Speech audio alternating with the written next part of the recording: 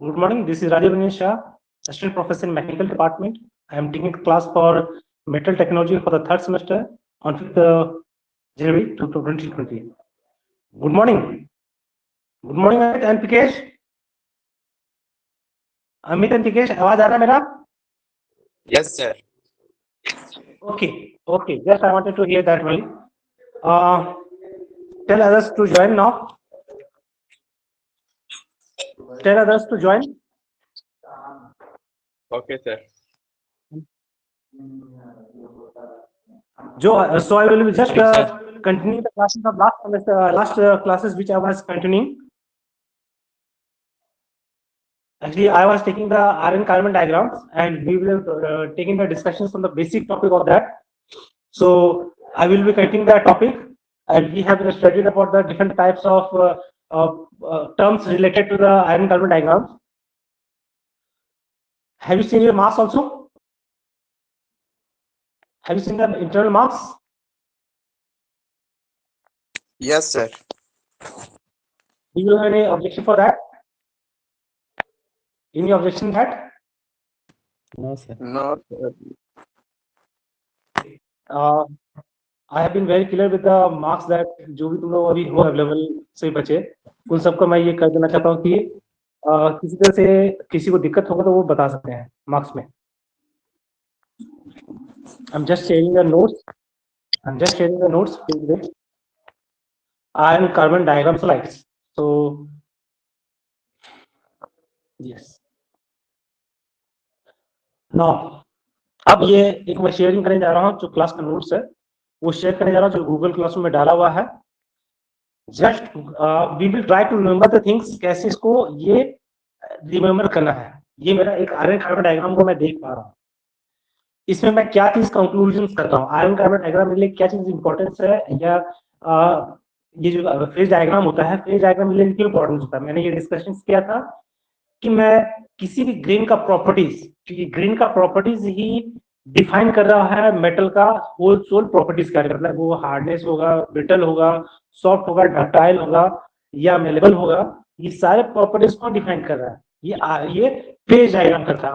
Diagram कितना तरह का होता है. यूनिटरी होता है, बाइनरी होता है, टर्शियरी होता है. यूनिटरी में क्या होता है एक कंपोनेंट को लेकर चलता है. जैसे कि सिर्फ आयरन, मैं सिर्फ आयरन लूंगा और मैं गिब्स का फेज रूल में P plus F equal to C plus 2. ये जो हम लोग फॉर्मूला पढ़े थे गिब्स का फेज रूल याद है. P plus F equal to C plus 2. इसमें हम लोगों ने कुछ कंपोनेंट को फिक्स किए थे. जैसे मान के चलो प्रेशर, टेम्परेचर और वॉल्यूम या कंपोजिशन. ये तीन कंपोनेंट को मैं लेके मैनिपुलेट करूंगा तो अलग अलग मुझे डायग्राम मिलेगा.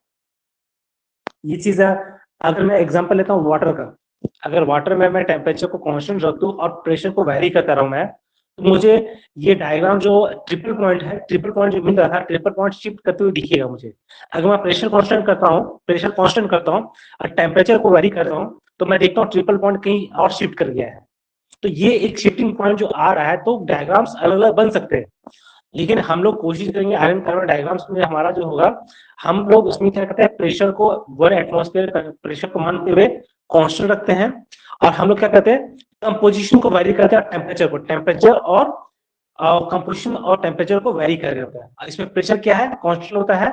वॉल्यूम जो है हम लोग उसमें वेरी कर रहे होते हैं ऑन द क्वांटिटी पे बेसिस पे. तो ये डायग्राम को ध्यान से देखो. This diagram on the X axis we are observing on this x-axis we are observing the temperature in degree Celsius. On x-axis we are observing the composition of percentage of carbon. Percentage of carbon हम लोग देख रहे हैं x coordinate पे और हम लोग क्या कर रहे हैं परसेंटेज ऑफ कार्बन देखेंगे तो 0 1 2 3 4 5 अप टू 6. ये 7 तक का 6.7 तक जाएगा. उसके बाद कार्बन जो होता है आयरन कंप्लीटली बर्न आउट हो जाएगा. मतलब आयरन कंप्लीटली अपना प्रॉपर्टीज लूज करके कार्बन बदल जाएगा. अगर मैं ये मतलब डिसॉल्विंग कैपेसिटी जो है आयरन में कार्बन कितना डिसॉल्व हो सकता है. मैं एक ग्लास वाटर लेता हूँ. एक वाटर ग्लास में नमक को डालते रहता हूँ तो एक उसका सैचुरेशन पॉइंट आएगा. उस सैचुरेशन पॉइंट तक वो डिसॉल्व कर पाएगा. उसके बाद वो सैचुरेशन नहीं कर पाएगा. तुम टेम्परेचर रेज करो या कुछ करो वो आगे डिसॉल्व होना बंद हो जाएगा. तो मैं यहाँ पे देखता हूँ कि मैक्सिमम जो कार्बन डिसॉल्व हो सकता है वो कितना हो सकता है 6.7% ऑफ कार्बन. आयरन में ये क्वेश्चन मुझे गेट में एग्जामिनेशन पूछ सकते हैं. I can be asked in the GATE examination that how much percentage of carbon can be dissolve, maximum carbon can be dissolve in iron. मैं बोल सकता हूँ 6.7% कार्बन में डिसॉल्व कर सकता हूँ आयरन में. सबसे मैक्सिमम टेम्परेचर कितना तक ऑब्टेन किया जा सकता है? What is the maximum temperature we can obtain the dissolve melt करने के बाद? ये अगर मैं 1800 से ऊपर जाऊंगा तो क्या होगा? If I am going beyond the 1800 degree Celsius what will happen? Anyone? अगर मैं आयरन को हीट करते जाऊंगा, आयरन का सॉलिड फॉर्म में है, उसको हीट करते जा रहा हूँ, अब 1800 डिग्री सेल्सियस पहुंच गया, 1800 डिग्री के ऊपर क्या होगा? What will happen with iron? Anyone?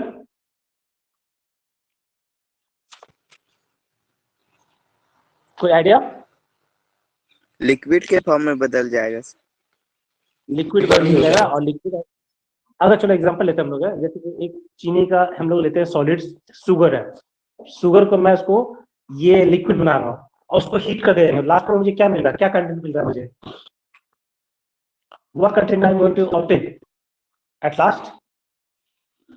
तुमने एक शुगर का पूरा एक 1 kg शुगर लिए हो और उसको हीट कर रहे हो, हीट करते जा रहे हो तो एक पॉइंट आएगा जिसमें वो मेल्ट होगा, बॉयल होगा, और बॉयल होने के बाद क्या करेगा? वो कुछ इवोपरेशन भी होना होगा, तो गैसेस जो होंगे इवोपरेट भी कर जाएगा. And what will happen at last? It will burn out. Sir last में जब अधिक हीट हो जाता है तो सर लिक्विड की तरह बन जाता है सर. लिक्विड कितने का बन जाएगा? उसके बाद वो जल जाएगा. वो अगर उसको ज्यादा हीट करते रहेंगे इट विल बर्न आउट. अधिक देर तक अगर हीट करते रहेंगे तो जल जाएगा. राइट, तो जल जाएगा. इसी के लिए वो प्रॉपर्टीज को हम लोग समझने की कोशिश करेंगे. What the properties it will present. तो मैं यहाँ पे 3 टेम्परेचर जोन देखते हैं. यहाँ पे 3 मैं देख रहा हूँ इस आयरन कार्बन डायग्राम में. I am seeing the 3 parts. मैं 3 पार्ट देख पा रहा हूँ. अगर मैं ध्यान से देखूंगा तो I am observing the 3 parts in this diagram.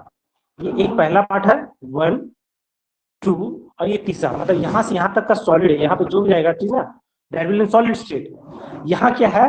Solid plus liquid state में है. और इधर पे क्या है? पूरा लिक्विड स्टेट में है. ठीक है. अब अगर मैं ध्यान से जोन को देख रहा हूँ, I am observing the zone. इस आयरन कार्बन में जोन को ऑब्जर्व करो. हेलो सर, यस, ये ऑक्टिनाइट करके एक है ना सर, यहाँ पर बगल में ट्रायंगल जैसा सेक्शन, इसमें कौन सा फेज रहेगा? ये वाला फेज. एक मिनट रुको. ये वाला फेज, ये वाला कि ये वाला? ये वाला सर, ट्रायंगल जैसा है ना यहाँ पर. हाँ हाँ, ये वाला, वही बोला. ये वाला, ये बोला. ये उसके नीचे से, इसके नीचे से ये वाला. ये सब ये से करके नहीं है, ऑस्टिन टेंट नाइट करके. ये वाला ना. ये सर मतलब इसमें आएगा. ये तुम्हारा सॉलिड और लिक्विड दोनों फेज एग्जिस्ट कर रहा है, को एग्जिस्ट कर रहा है. तो हम लोग अभी डायग्राम को समझना चालू करेंगे. अभी we will start the discussion on diagram. मैं अभी सिंपल सा डायग्राम को समझने की कोशिश करता हूं. ये मेरा डायग्राम करने का मतलब क्या है सर? Main reason. इस डायग्राम पढ़ने का मतलब है, इस डायग्राम का पढ़ने का मतलब है कि मैं इसमें कैलकुलेशन करके बता सकता हूं.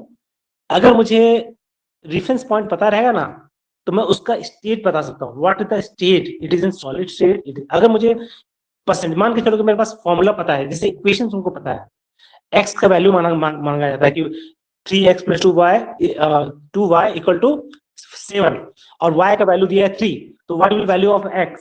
ये कैलकुलेशन तुमको करने के लिए बोला जा रहा है. तुम्हारे पास एक इक्वेशन है, तुम उससे x का वैल्यू निकाल सकते हो, राइट? इसी तरह से ये मेरे पास में गिब्स का फेज, उस टेम्परेचर पे अगर मैं एक पर्टिकुलर तुमको देता हूँ कि 337 डिग्री सेल्सियस है, परसेंटेज ऑफ कार्बन 2.27 है. अब बताइए कौन सा फेज में ये है? मैं तुमको ये पूछता हूँ, तो तुम कैसे पता करोगे? तो तुमको ये फेज डायग्राम से तुमको पता चल जाएगा कि वो किस फेज में अवेलेबल है. तो मैं स्केल लूंगा, मैं एक स्केल लूंगा. 2.27 बोल रहा था परसेंटेज ऑफ कार्बन, तो 2.27 यहाँ पे मैं लाइन एक ऊपर के वर्टिकल में खींच दूंगा. टेम्परेचर बोला था कितना? 330 डिग्री सेल्सियस. मैं 330 डिग्री सेल्सियस का लाइन खींच दिया. अब ये इंटरसेक्शन पॉइंट मिल गया मुझे, ये इंटरसेक्शन पॉइंट मिला मुझे. इस इंटरसेक्शन पॉइंट पे जहां पे वो लाई कर रहा होगा, मैं उसको बोल दूंगा वो फेज अवेलेबल वहां पे है, वो सॉलिड फेज में है. अगर मैं बोलूंगा वो 860 डिग्री सेल्सियस पे था, 860 डिग्री सेल्सियस पे है वो, या फिर मैं बोलूंगा 1225 पे है, 1225 डिग्री सेल्सियस पे है, और परसेंटेज 2.27 है। 2.27% ये रहा, 2.2% यह कार्बन है। अब परसेंटेज टेम्परेचर कितना बोला, 1250, ये रहा 1250 का ये टेम्परेचर रहा। मैं इधर जाके जहां इंटरसेक्शन हुआ तो मैंने बता दिया कि ये जगह पे ये स्टेट पाया जा रहा है, ये फेज अवेलेबल वहां पे है, वो सॉलिड प्लस लिक्विड स्टेट में है। अब मुझसे पूछा जाता है कि how much percent of solid और how much percent of liquid. Solid और लिक्विड प्रेजेंट है, लेकिन कितना परसेंटेज में, 70% सॉलिड है, 30% लिक्विड है, या 30% सॉलिड है, 70% लिक्विड है, किस स्टेट में है वो, ये मुझसे ये पूछा जा रहा है। तो गिब्स का फेज रूल में मुझे जाकर, गिब्स का फेज रूल में जाकर मुझे percentage of liquid and solid को मैं पता कर सकता हूँ। तो फेज डायग्राम मुझे इसमें हेल्प करता है। तो मैं, अब मुझे समझ में आना चाहिए कि फेज डायग्राम क्यों पढ़ रहा हूँ।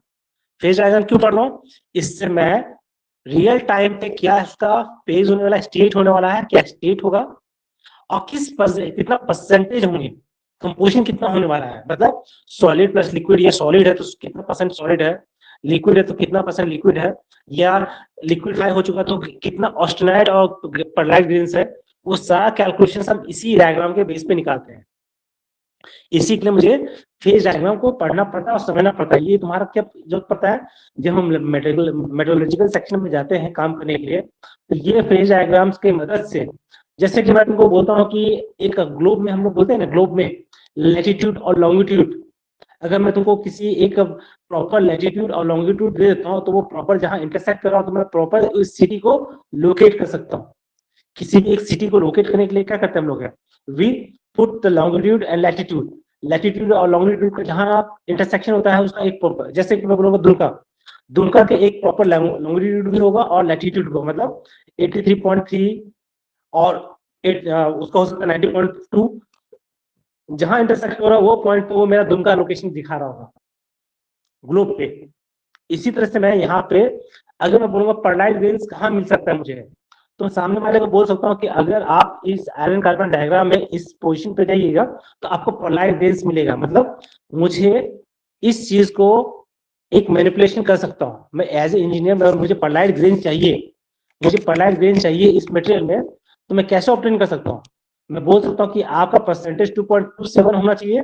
अगर टेम्परेचर आप 1250 पे कीजिएगा तो आपको परलाइट ग्रेन्स मिलेंगे ही मिलेंगे, डेफिनेटली आपको परलाइट ग्रेन्स मिलेंगे। अगर मैग्नेटिक प्रॉपर्टी चाहिए, अगर मैग्नेट यहाँ नॉन मैग्नेटिक प्रॉपर्टी, मतलब ये नॉन मैग्नेटिक प्रॉपर्टीज है, ये मेरा मैग्नेटिक प्रॉपर्टीज, सॉरी ये मैग्नेटिक प्रॉपर्टीज है, ये नॉन मैग्नेटिक है, और ये फिर से मैग्नेटिक प्रॉपर्टीज है। मैं यहाँ पे फिर से एक बार समझाने की कोशिश करता हूँ, यहाँ मैग्नेटिक प्रॉपर्टीज है, ये नॉन मैग्नेटिक प्रॉपर्टीज है, और यहाँ पे फिर से मैग्नेटिक प्रॉपर्टीज आ गया है, राइट। तो मैग्नेटिक प्रॉपर्टीज है, नॉन मैग्नेटिक प्रॉपर्टीज है, और मैग्नेटिक प्रॉपर्टीज आ गया है, मैग्नेटिक, नॉन मैग्नेटिक, मैग्नेटिक। अब मुझे पूछा जाता है कि मुझे परलाइट ग्रेन चाहिए नॉन मैग्नेटिक जोन में, मुझसे बोला जाता है क्या, मुझे परलाइट ग्रेन चाहिए जो कि नॉन मैग्नेटिक टाइप का हो, तो मैं क्या करूंगा, मुझे आयरन कार्बन डायग्राम में जाना पड़ेगा, इसी जोन में मुझे मटेरियल को क्रिएट करना, परलाइट ग्रेन को करना है, तो मुझे टेम्परेचर को फिक्स करना पड़ेगा और कंपोजिशन को फिक्स करके मुझे बोलना पड़ेगा इस जगह पे आपको परलाइट ग्रेन मिल जाएगा। तो ये एक आयरन कार्बन डायग्राम जो बनाया गया है, ये रेगुलर स्टडीज से बनाया गया, मतलब एक हमारा एक्सपेरिमेंटल बेसिस पे हम लोग प्लॉट करते गए, और इस डायग्राम के मदद से हम लोग पूरा चीजों कंपोजिशन को पता कर सकते हैं। तो अब मैं इस पे जाता हूँ, डायग्राम्स पे देखते हम लोग हैं, कुछ कुछ पॉइंट्स है, लाइंस है, उस लाइन को समझते हैं जो रेफरेंस लाइंस है। ये मेरा एक रेफरेंस लाइन है जिसको हम लोग क्यूरी पॉइंट बोलते हैं। ये 723 डिग्री सेल्सियस या 727 डिग्री सेल्सियस बोलो, इसको हम लोग बोलते हैं क्यूरी पॉइंट। इस टेम्परेचर का अहमियत क्या है, यहाँ से सॉलिड जो है लिक्विड में चेंज होना स्टार्ट हो जाता है, इस लाइन लिक्विड दिखना चालू स्टार्ट हो जाएगा। When we are crossing this 727 degree Celsius, we will able to observe that solid is changes to liquid, and this point is called, and this point is called, and this point is called Curie point. इस temperature को हम लोग Curie point कहते हैं।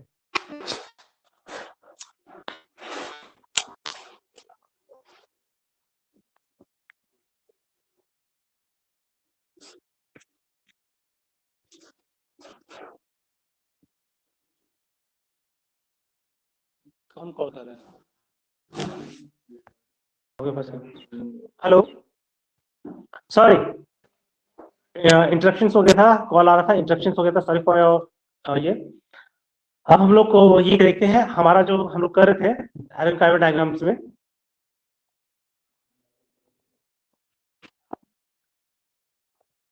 देखो हम लोग क्या समझे इस आयरन कार्बन डायग्राम में, हम लोग को बेसिक चीज क्या समझ में आया कि मेरा y कोऑर्डिनेट पे टेम्परेचर होता है, x कोऑर्डिनेट पे मेरा कार्बन का परसेंटेज होता है, मैक्सिमम 6.7 तक का कार्बन होता है और 1800 डिग्री सेल्सियस मैक्सिमम जाता है टेम्परेचर जोन, राइट। अब इसके अलावा मैं यहाँ पे देखता हूँ, ये मेरा जो है ये मेरा क्यूरी पॉइंट है। क्यूरी पॉइंट का इंपॉर्टेंस क्या है? The temperature at which the solid start changes into liquid, और यहाँ पे से मैग्नेटिक प्रॉपर्टीज लूज कर जाएगा 723 और 727 डिग्री सेल्सियस। ये depends upon the book to book. हमारे बुक्स में कभी कभी 723 दिखेगा, किसी किसी बुक्स में 727 लिखा रहता है, तो दोनों वैल्यूज मैं एक्सेप्ट करता हूँ। I don't have any objection for that values. थोड़ा सा अंतर हो सकता है, किसी किसी किताबें, राघवन में 727 रहता है, राघवन की किताब रेफरेंस लोगे 727 डिग्री सेल्सियस दिया रहेगा, अगर कोई लोग किताब और तो उसमें 723 डिग्री सेल्सियस दिया हुआ है।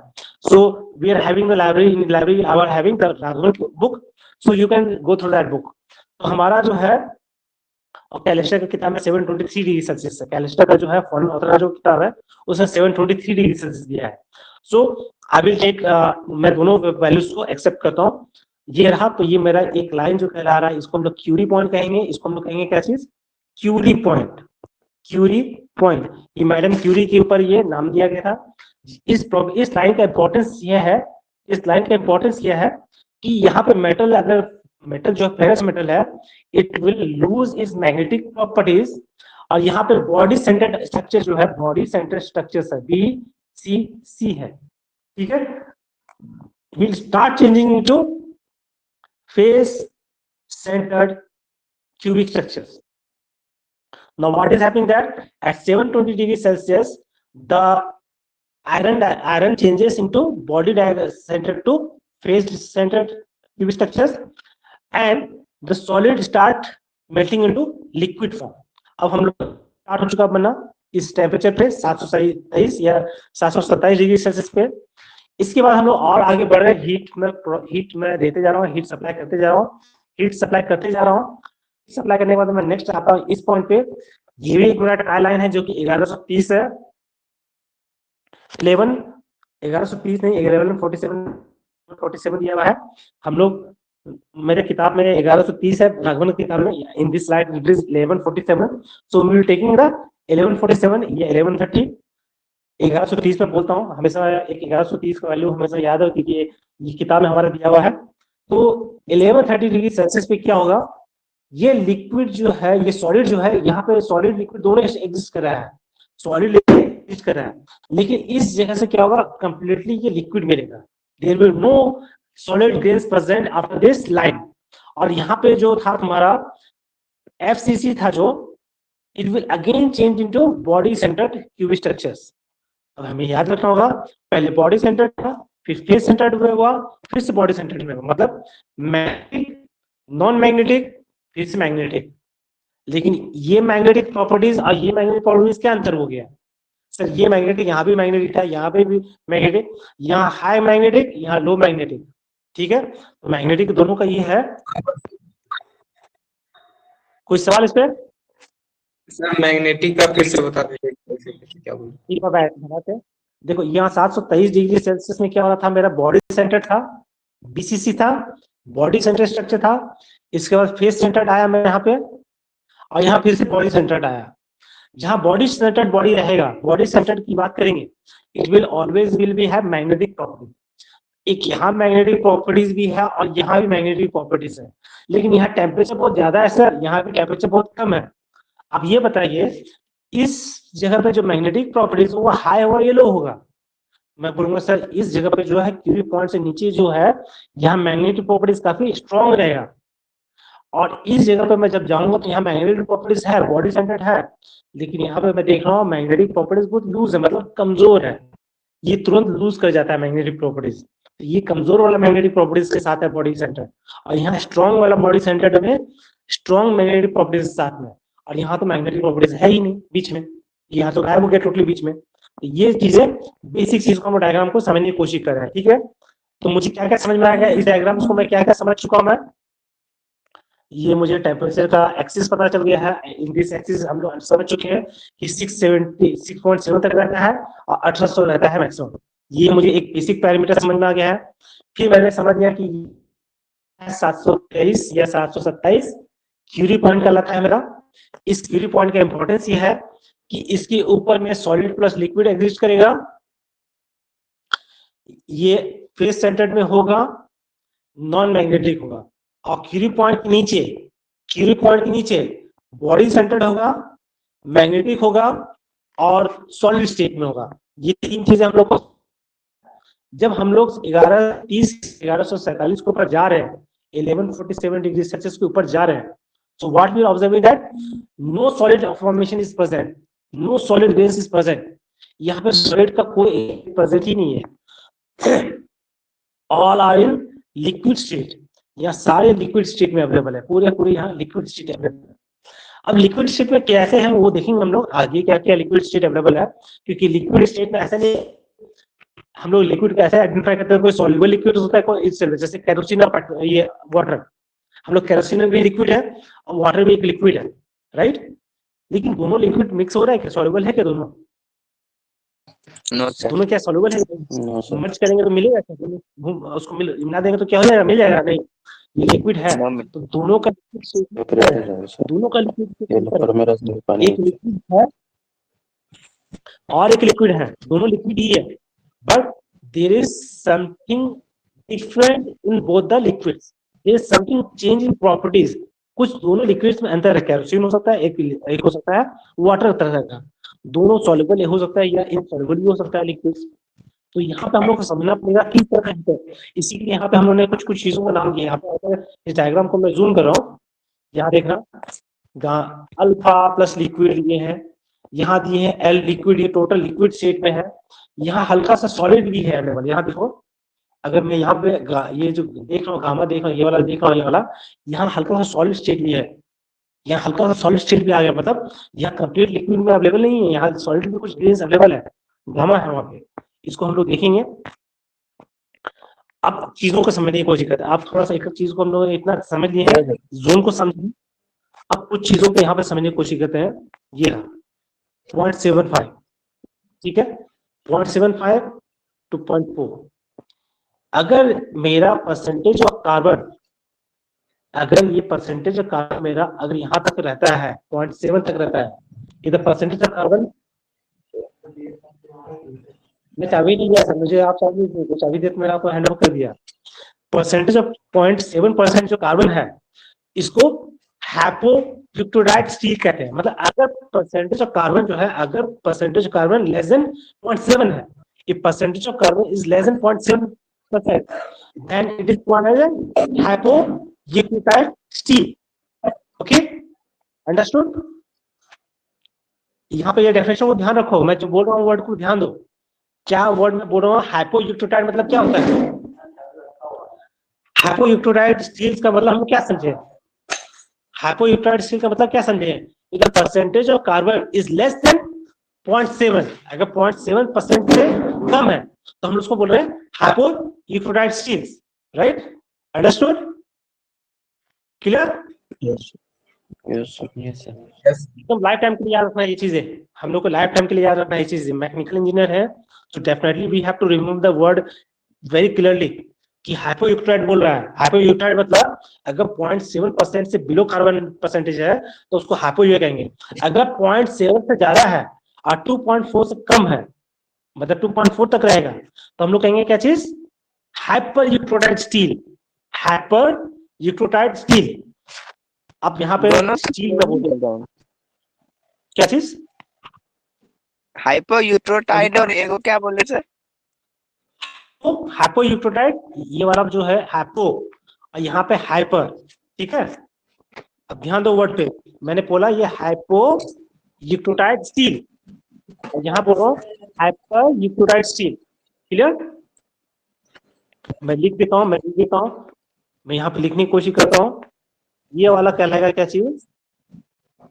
Hypo, HYPO, hypoeutectoid steel. ये वाला कहलाएगा हाइपरयूक्टोटाइड स्टील। सर आप तो यहाँ पे स्टील बोल रहे हैं, इसके बाद क्या हो जाएगा? इसके बाद क्या हो जाएगा? इसके बाद ये स्टील नहीं रहेगा, ये स्टील नहीं रहेगा, बल्कि क्या कहलाएगा? Cast iron. कास्ट आयरन के बारे में सुने होंगे, कास्ट आयरन के बारे में सुने हो ना? Plastic Yes, sir. किया जाता है, तो कार्बन उसमें कितना परसेंटेज होते हैं? 7.4 से ऊपर होगा, 2.4 से ऊपर होगा। अगर 2.4 से ऊपर कार्बन प्रेजेंट है तो कास्ट आयरन कहलाता है, याद रखना। अगर 2.4 से नीचे है तो स्टील है।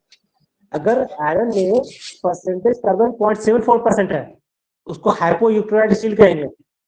ये थोड़ा सा प्रॉब्लम क्या है, ये हाइपोयूक्टोराइड स्टील में और हाइपोयूक्टोराइड स्टील में क्या अंतर है, मुझसे पूछा जाता है। इसमें पहला नहीं सर, 2.4% कार्बन अगर कम है तो स्टील कहलाएगा और अधिक है तो कास्ट आयरन कहलाएगा। हाँ, 2.4 से अधिक जाए तो वो कास्ट आयरन कहला रहा है, ठीक है। अगर 2.4 तक हम लोग लिमिटेड है तो हम लोग उसको कह रहे हैं स्टील।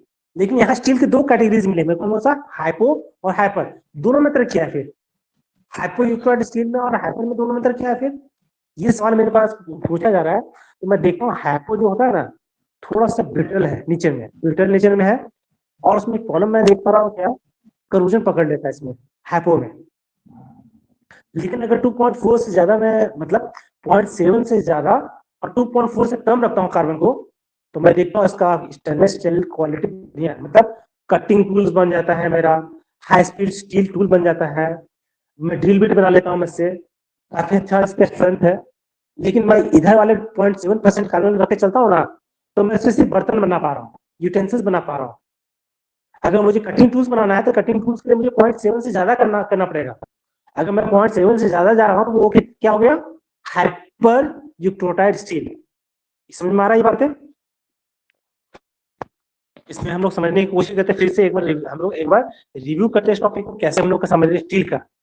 तो मैंने एक चीज समझा, स्टील जब बात करेंगे, स्टील की जब बात करेंगे तो स्टील में मैक्सिमम कितना कार्बन हो सकता है?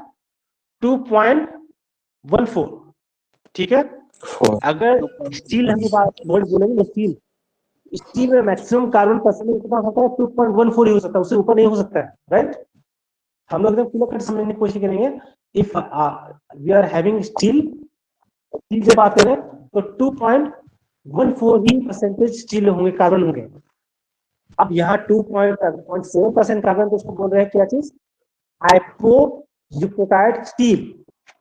हाइपोयूक्टोटाइड स्टील में क्या है? 0.7% कार्बन है। इसमें क्या बनने वाला है? यूटेंसिल्स, सिंपल के स्टील के जो बर्तन है ये है। क्या स्टील का बर्तन को मैं कटिंग टूल बना सकता हूँ, उसको चाकू बना सकता हूँ क्या? क्या उससे मैं ड्रिल बिट बना सकता हूँ क्या? उसमें shaper single point cutting tool बना सकता हूँ क्या? नो। मैं इसको यूज करूंगा वो बेंड हो जाएगा, वो खराब हो जाएगा, वो ड्रिल नहीं कर पाएगा।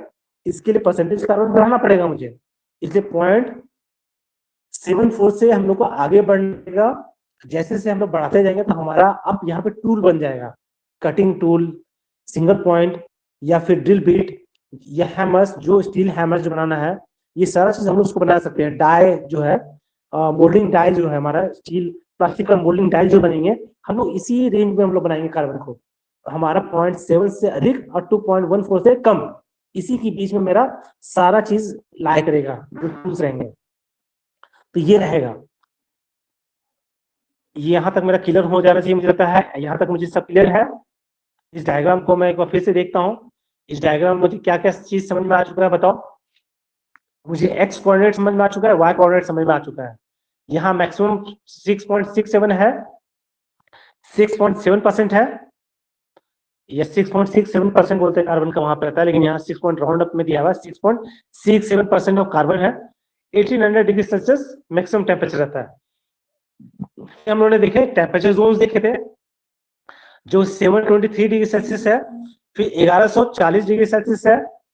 दो टेम्परेचर जोन हम लोग याद हो गया होगा। 723 को कीरी पॉइंट कहते हैं, 1140 को हम लोग नेक्स्ट टेम्परेचर को कहते हैं, जो कि क्रिटिकल टेम्परेचर बोलते हैं, जिसको क्रिटिकल टेम्परेचर बोलते हैं, क्रिटिकल टेम्परेचर पॉइंट।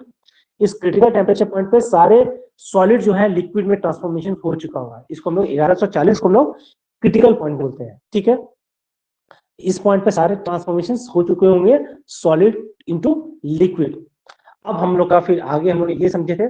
इसके बाद हम लोग ने परसेंटेज कार्बन को लेकर पढ़े थे। हम लोग पढ़े थे क्या चीज, हम लोग ने पढ़े थे हाइपोयूक्रोटाइड, हाइपरयूक्रोटाइड। इस पॉइंट को बोलते हैं यूटेक्टिक पॉइंट। ये जो पहला पॉइंट देख रहे हैं ना, इसको हम लोग कहते हैं यूटेक्टिक पॉइंट। यूटेक्टिक पॉइंट क्या होगा 4.3। यहां तक का स्टील जो है ना कास्टिंग के लिए बेहतर माना जाता है। अगर मैं इस जगह तक पे जाता हूं, अगर मैं कार्बन का परसेंटेज यहां तक रहने देता हूं आयरन में, if I am putting the percentage of carbon up to 4.3, it is called eutectic steels, steric iron which is good for casting. अगर इसके ऊपर जाता हूं तो ये तुम्हारा ब्रिटल पूरा बना देगा। अगर इसके ऊपर मैं जाऊंगा तो it will be very brittle in nature, मतलब इसका कास्टिंग करते हैं वेरी ब्रिटल होगा, बहुत ये होगा ब्रिटल, हल्का सा हार्डनेस अच्छा है but it is brittle in nature. इसी के लिए हम लोग उसको यूटेक्टिक पॉइंट कहते हैं। So we have to remember each and every point very carefully. जो हमारा आयरन कार्बन डायग्राम्स, हमारा कुछ पॉइंट जो है that should be remembered very carefully कि किस पॉइंट को क्या कहते हैं।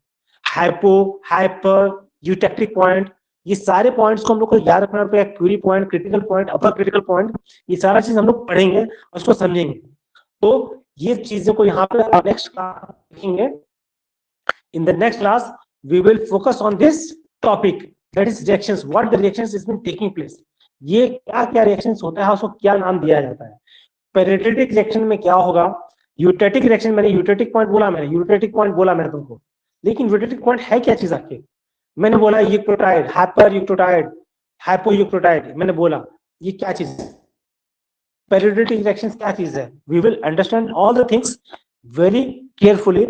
ये बेसिक्स है, अगर ये बेसिक्स में क्लियर हो गया तो will able to explain the iron carbon diagram by our own language. You don't have to mug up the things. हम लोग कोशिश नहीं करेंगे, रट्टाबाजी नहीं करेंगे। We will understand the diagram and we will explain it with our own writing skill.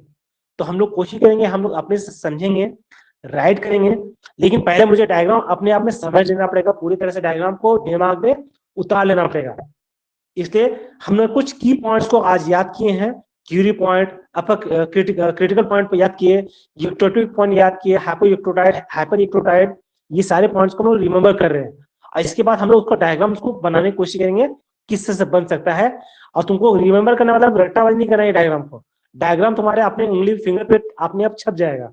जब तुम पेंसिल पकड़ोगे तो definitely it will be drawn automatically, तुम्हारे पास अपने आप वो डायग्राम्स बनना चालू हो जाएगा और ये सारे पॉइंट्स अपने आप तुमको अपने आप चले जाएंगे ग्राफ में। ये सारे पॉइंट्स अपने आप चले जाएंगे, तुमको कुछ याद करने की जरूरत नहीं। We will discuss, we will remember and then we will practise. So I am ending the class. Having any doubt you can ask. किसी को कोई क्वेश्चन पूछना है तो पूछ सकते हैं। Anyone wants to ask any questions? ठीक है सर, यस सर ग्राफ को खोलिए, सर ग्राफ को शो करिए ना फिर से। ग्राफ हो गया ग्राफ, ओके राइट है ना सर, राइट साइड में, ओके मैं तो उसमें मैं तो एक्चुअली आई एम नॉट 2.14 के ऊपर तो मैग्नेटिक आ जाएगा, 2.1 नॉन मैग्नेटिक आ जाएगा। तो हाँ राइट, वो बॉडी सेंटर बीसीसी आएगा। नहीं, एलबीसीसी आएगा, फिर again BCC, magnetic, non magnetic, then magnetic.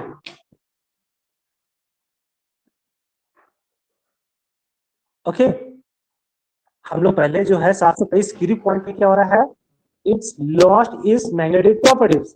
यहाँ पे वो मैग्नेटिक प्रॉपर्टी लॉस कर चुका है। आफ्टर दैट यहाँ तक मैग्नेटिक प्रॉपर्टी लॉस किया रहा 1140 पे, अब फिर से हल्का सा मैग्नेटिक प्रॉपर्टीज आ गया। ये मतलब फेस सेंटर जो है फिर से चेंज हो गया, किसमें, बॉडी सेंटर में।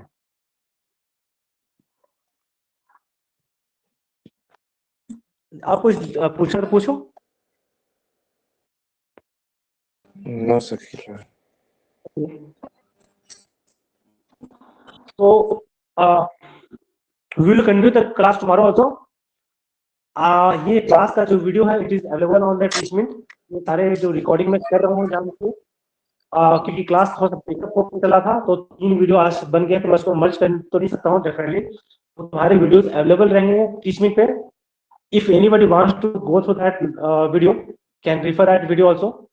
हम लोग डिस्कशंस बाकी हम लोग कंटिन्यू करेंगे कल क्लास में. Okay Yes, sir. Okay, no problem. अगर बुक्स है हमारा ये बेसिक है, वो सब गेट एग्जामिनेशन में क्वेश्चंस आते हैं आयरन फेज डायग्राम से, so we have to remember this very carefully. और हम लोग को कोशिश करेंगे कि इसको जितना अच्छी तरह से समझ सकते हैं आयरन डायग्राम को.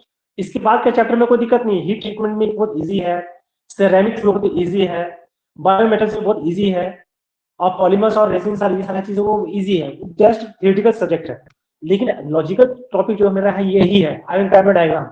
अगर ये मुझे समझ में आ रहा है डेफिनेटली एक आयरन कार्बन डायग्राम और एक मेरा पहले क्रिस्टलाइन स्ट्रक्चर जो था वो मेरा इंपॉर्टेंट है. बाकी उसके बाद टॉपिक हमारा इजी है, ठीक है.